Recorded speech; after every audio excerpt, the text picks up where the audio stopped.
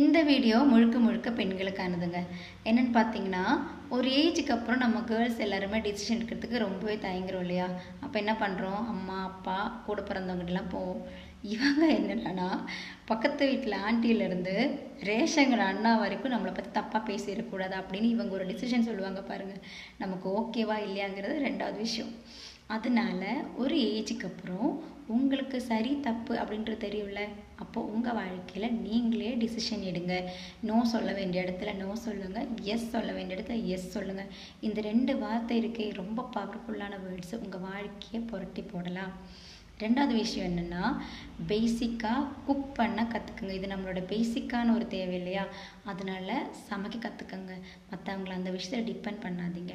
Third வந்து minimum ஒரு 2 வீலராவது கற்றுக்குங்க. ஏன்னா இதுக்கு குவாலிஃபிகேஷன் எல்லாம் தேவையில்லை. கை கால் இருந்தால் மட்டும் போதும். உங்களுக்கு தேவையான இடத்துக்கு யாரையும் டிபெண்ட் பண்ணாமல் உங்களுக்கு போயிட்டு வரலாம் இல்லையா? நிறைய வீட்டில் பிரச்சனையே அதனால தாங்க.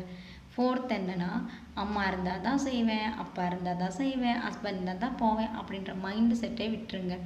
உங்களுக்கு தேவையான இடத்துக்கு நீங்கள் போவீங்க, உங்களுக்கு தேவையானது நீங்கள் வாங்கிக்குவீங்க அப்படின்னு உங்களை நீங்களே லவ் பண்ணுங்க. அப்போ தான் மற்றவங்களுக்கு உங்கள் மேலே ரெஸ்பெக்ட் வரும்.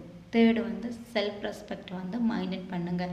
யாருக்காகவும் செல்ஃப் ரெஸ்பெக்ட் விட்டு கொடுக்காதீங்க.